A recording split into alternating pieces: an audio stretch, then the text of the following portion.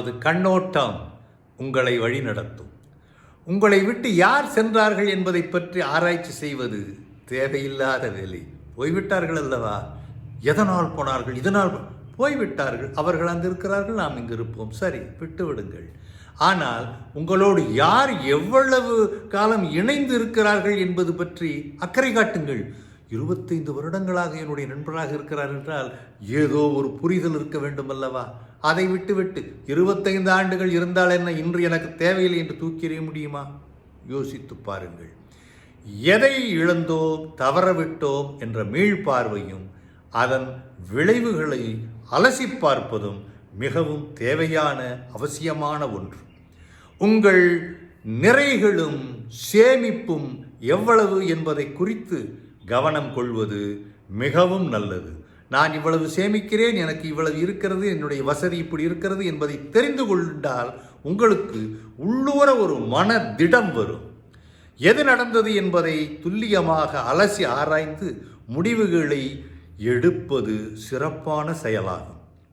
அதேபோல எதிர்காலத்தில் எவைகளை எதிர்கொள்வோம் என்ற ஒரு எதிர்கால கண்ணோட்டம் இருப்பது மிக மிக அவசியம். இல்லை என்றால் இப்படி வந்தது, அது விழுந்து விட்டேன். முதலில் பார்த்து வந்திருந்தால் விழுவதற்கு வாய்ப்பில்லை அல்லவா? அதை போலத்தான் அதை பார்த்து ஒதுங்கிக் கொண்டால் நல்லது. வலிகளை எண்ணி குமையக்கூடாது.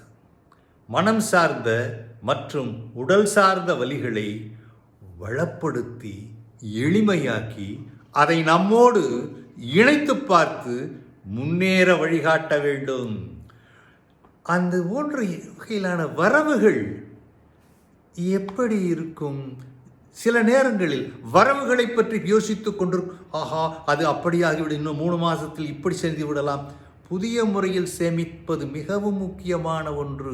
இப்பொழுது எல்லோரும் சொல்லுவார்கள், மியூச்சுவல் ஃபண்டில் போட்டேன், அது வந்துருச்சு. மியூச்சுவல் ஃபண்டு அது அப்படியாக்கும் இப்படியா. புதிய முறை பயன்படுத்தி பாருங்கள். நான் அதற்காக அதில் செய்யுங்கள் என்று சொல்ல, அதை போல நிறைய விஷயங்கள் இருக்கின்றன என்று தான் சொல்லுகிறேன். சரி, இந்த எவை சரியான முறையாக உள்ளன என்பது பற்றி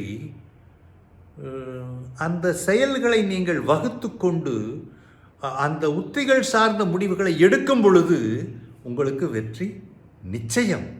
அவ்வாறு சரியாக நிகழும் நிகழ்வுகளை ஒன்று திரட்டி பெரிய வெற்றிகளை சிறப்பாக கொண்டாட மனம் ஒத்துழைக்க வேண்டும்.